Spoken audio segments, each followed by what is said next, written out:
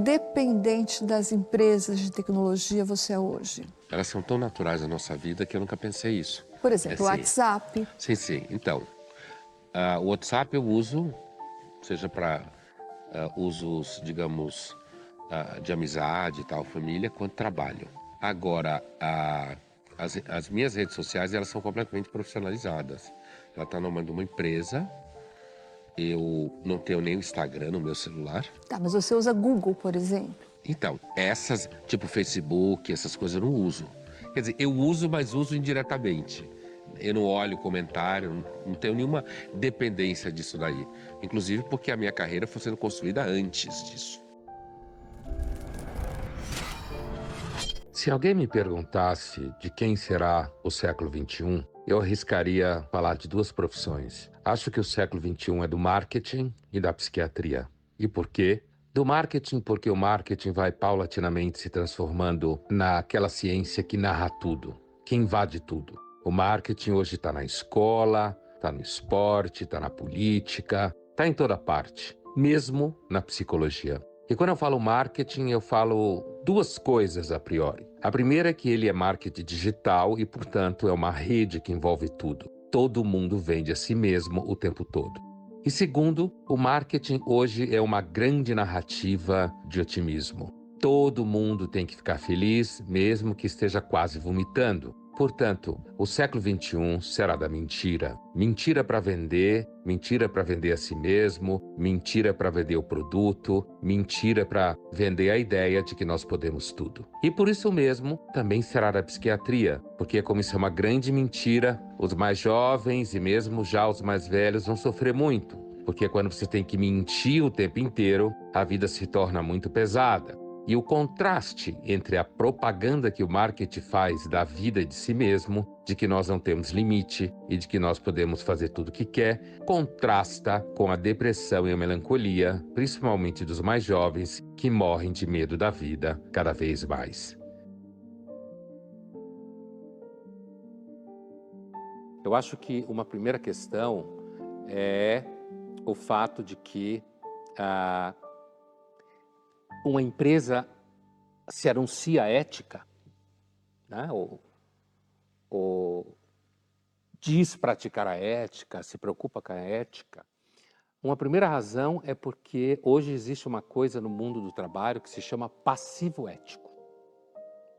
Que no Brasil, esse passivo ético ele pode se desdobrar em vários passivos. No Brasil, passivo trabalhista. Para além do Brasil, em países que não têm leis trabalhistas como os Estados Unidos, pode se transformar em passivo de branding, certo? Passivo de marketing, passivo em marketing digital, principalmente. Então, o comportamento considerado ético e que hoje em dia ele está localizado em determinados temas que são chavões. Então, mulheres, negros, né? Daqui a pouco, indígenas ou povos originários, o mundo do trabalho, se começar a aparecer. Alguém pode falar gordos, certo? Ou seja, qualquer grupo identitário, militante, vulnerável, é uma espécie de marcador de como você se comporta.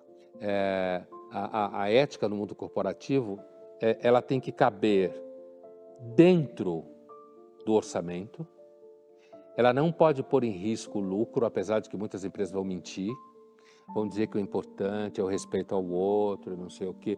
É claro que existe uma ética mínima de convívio no trabalho, que eu pessoalmente remeto muito à educação doméstica. Como mãe é um tipo humano em extinção, então a tendência é que o número de pessoas mal educadas aumente, né? E quando você tem muita gente mal educada, não teve uma mãe que ensinou como você deve se comportar, você vai precisar cada vez mais de advogado. Porque no final do dia, toda essa discussão, o grande astro é o advogado. É o processo. Como assim, Pondé? Não entendi. Porque essa discussão toda vira passivo jurídico para a empresa. Ela pode ser processada. Porque a gente está falando da ética como um ativo de uma empresa agora. Ela é um também... ativo, mas ela pode virar um passivo.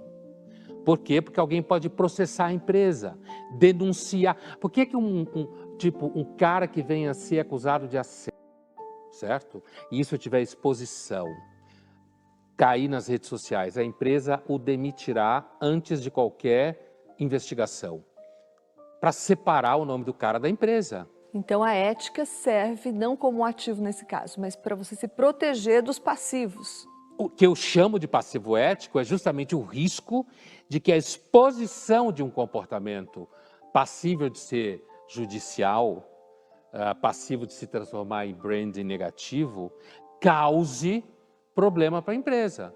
Por isso que é um passivo ético. Por quê? Porque a ética deve ser um ativo. Ela está dentro dos somatórios de ferramentas para construir a imagem da empresa.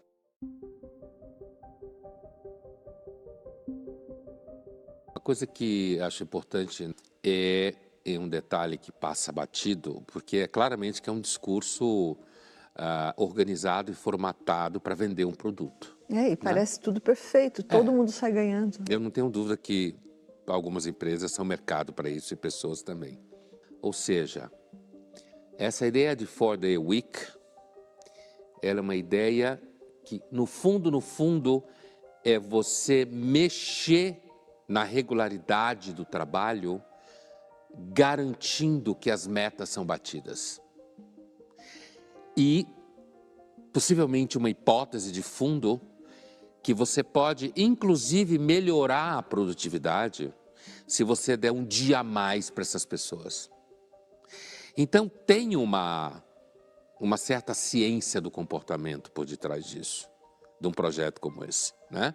E essa ciência do comportamento diz que, talvez, se você aliviar a coisa do bater o cartão 5 dias por semana e você entregar na mão dessas pessoas que vai bater cartão 4 dias por semana, mas em troca do dia livre, você tem que trabalhar mais nos dias em que você vai trabalhar.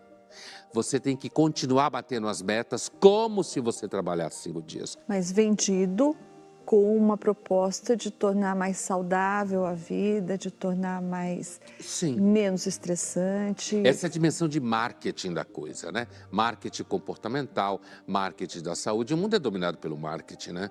Está em todos os níveis. Ninguém mais sabe se você está mentindo ou se não está mentindo. Quando todo mundo está vendendo um produto, tudo vira mentira. Quite quit. Então, isso é o que a gente chamava de operação tartaruga, operação padrão? Operação padrão, acho que é uma tradução bastante brasileira essa aí. Quer dizer, ao invés de você se preocupar em produzir mais e mostrar que você está vestindo a camisa da empresa, porque, veja, esses exemplos são exemplos, eu me refiro ao exemplo anterior que a gente viu, a segunda-feira mínima, ou 4-day week, ou mesmo esse agora, são exemplos que transitam por uma certa faixa, uma certa classe econômica, hein? A gente não pode esquecer disso, porque hoje isso é típico. Você tem aquela faixa de idade, aquela faixa econômica, aquela condição de vida material, e isso é vendido como um novo estilo no mundo, porque está tudo mudando. Vai ver o pessoal que trabalha em telemarketing para ver se está mudando essas coisas todas, certo? Então, isso acaba se transformando num discurso que está tudo bonitinho. Nesse caso, que é muito comum, as empresas oferecem para você um monte de coisa, para que você se mostre envolvido, que você está investindo na empresa, que você está preocupado com a sua carreira, que é uma das formas, uma das maiores formas, digamos assim, de uma certa chantagem, é você explorar a pessoa que trabalha na empresa, dizendo que, olha, se você demonstrar interesse em ser explorado, isso lá na frente vai ser bom para você, tá? Não basta você trabalhar, você tem que mostrar que você ama a empresa, que você quer chegar lá. E nesse sentido, né, o que ele fala, olha, não quero nada disso não, tá? Não vai pagar, levar minhas crianças da escola, nada disso. Eu vou chegar aqui e trabalhar o que você me paga. E se você quiser mais alguma coisa, me diga quanto eu vou receber a mais por isso. Mas, Pondé, então, esse exemplo ele vai na contramão daqueles outros anteriores, né? O da segunda-feira mínima e o da semana de 4 dias, porque esses dois primeiros, eles são exemplos de acomodação do empregado na empresa e de um contentamento com o novo modelo proposto. Aqui não, aqui, na verdade, o funcionário está se rebelando contra o que ele considera ser um abuso da empresa. É diferente. Nesse sentido mas na prática, primeiro está em jogo trabalhar mais ou menos.